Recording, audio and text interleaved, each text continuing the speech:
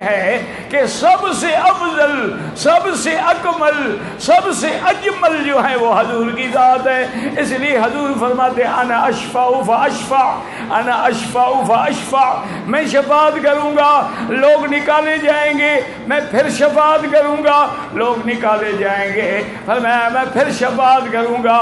یعنی حضور کی شفاعتیں بھی کئی ہیں، ایک نہیں ہے۔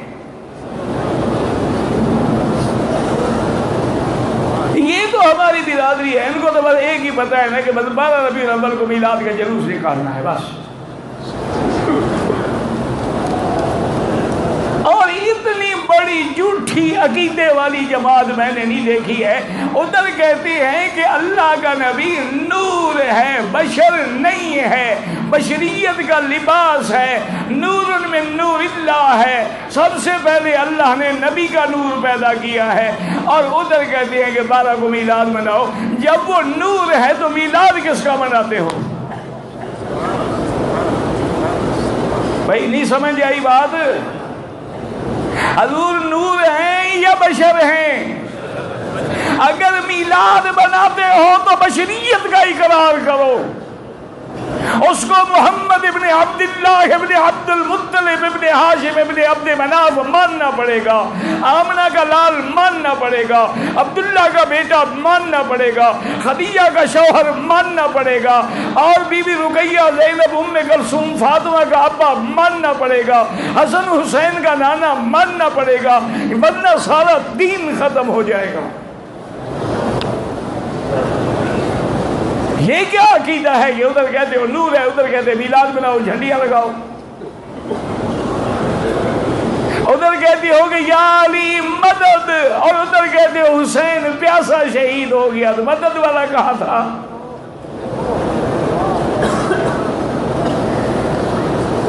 جس نے حضرت حسین کی مدد بھی نہیں کی ہماری کرے گا؟ ہمارے کو زیادہ تعلقات ہیں اس سے۔ تو عقیدہ رکھو، یا تو یا علی مدد کا نعرہ چھوڑو، ورنہ حسین کی مظلومیت کا رونا رونا چھوڑ دو۔ میں آپ کے ملک میں کافی عرصہ ہو گیا، اب تو مجھے تقریباً 10-12 سال ہو گئے پاکستان نہیں جا سکا، اللہ کی مرضی ہے، لیکن اس کا کمی پوری ہو گئی ہے۔ بہت سارے مولویوں نے اپنے نام کے ساتھ مکی لگا دیا، وہ جہاں جاتے ہیں رسی میرے گلے میں پڑ گئی، اور جی مکی صاحب نے کہا تھا، وہی مکی صاحب تو گیا ہی نہیں 12 سال۔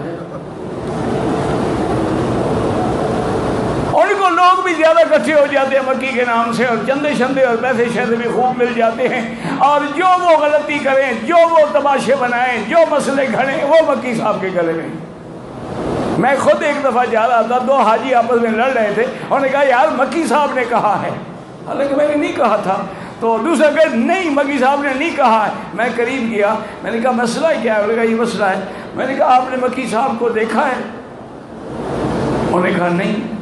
میں نے کہا میں کون ہوں؟ کہا جی پتہ نہیں۔ آپ کیسے کہہ رہے ہیں کہ مکی صاحب نے کہا ہے؟ تو اب حالت یہ ہو گئی ہے اللہ تبارک۔ تو بہرحال میں وہاں تھا، تو اس وقت اقتدار میں جو سب سے بڑی شخصیت تھی، اس نے مجھ سے کہا کہ جناب یہ کیا مصیبت ہے کہ ہر جگہ جلوس نکالے جاتے ہیں، کہیں جناب اہل سنت کا جلوس ہے، کہیں روافض کا جلوس ہے، کہیں حق نواز کا جلوس ہے، کہیں فلاں کا جلوس ہے، ایک ہم بڑے عذاب میں آ گئے ہیں، ہمارا مسئلہ حل کریں۔ میں نے کہا حضرت یہ تو بڑا آسان مسئلہ ہے۔ کہتے کمال ہے آسان کا، ہماری تو جان نکل گئی ہے، ہر جگہ پہلے لگاؤ، پھر گرفتاریاں ہوتی ہیں، مقابلے ہوتے ہیں، جائز ناجائز بندے پکڑے جاتے ہیں، تو حل کیا ہے؟ کہتے ہیں کہ اب دیکھیں نا جی کہ مثلا جنگ میں ایک واقعہ ہوا، یہ لاہور میں جلوس نکال کے کھڑے ہیں، تو عقل کی بات ہے، اور جہاں واقعہ ہوا ہے وہاں جا کے نکالو۔ میں نے کہا حضرت اس کا بڑا آسان حل ہے۔ وہ کہنے لگا حضرت مہربانی کرے ہمارے حال پہ۔ میں نے کہا آپ مجھے یہ بتائیں کہ حضرت حسین کہاں شہید ہوئے تھے؟ انہوں نے کہا جی وہ تو کربلا میں۔ میں نے کہا وہ آپ کے ملک میں ہے، کوئی لاہور کے ساتھ ہے؟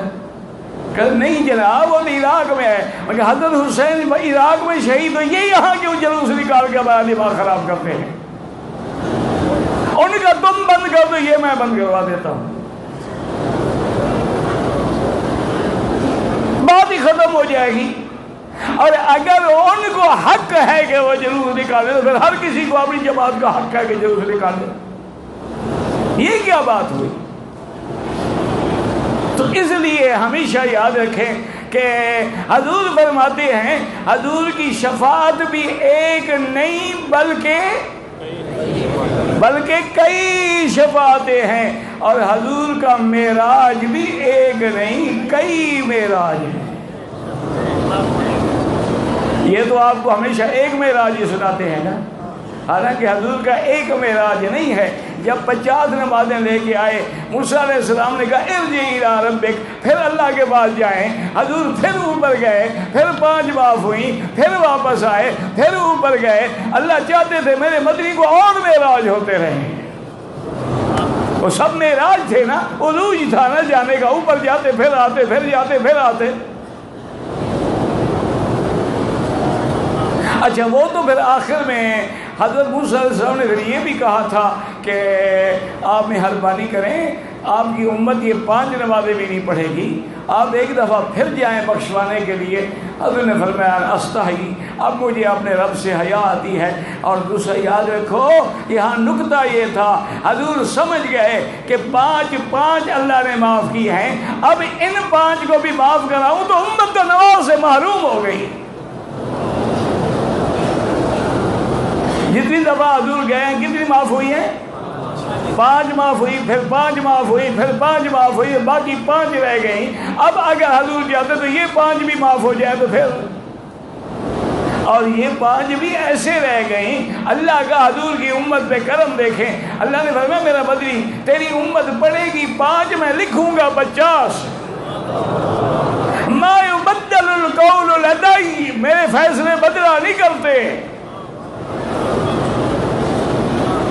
دعا کر لو یا اللہ ہماری ایک نماز بھی منظور ہے، دل سے دعا کر لیں اللہ ہمارا ایک سجدہ بھی منظور ہو جائے، تیرے کعبے میں تیرے نبی کے روضے پہ ایک نماز بھی قبول ہو جائے، اور ہمیں حضور کی شفاعت نصیب ہو جائے، زندگی میں خواب میں زیارت نصیب ہو جائے.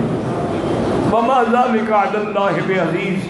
یا اللہ حضور کی زندگی میں آپ کو گناہگار بھی تو دیکھتے تھے، کافر بھی دیکھتے تھے، بد کردار بھی دیکھتے تھے. ہم جیسے بھی ہیں ہمیں بھی خواب میں زیارت نصیب فرما. اللہم صلی علی محمد وعلی آل محمد وبارک وسلم. تو اب جناب حضور کیا فرماتے ہیں کہ انا اشفع فاشفع فاشفع فاشفع، میں اتنی بار شفاعت کروں گا حتی یقال لی حل رضیت یا محمد.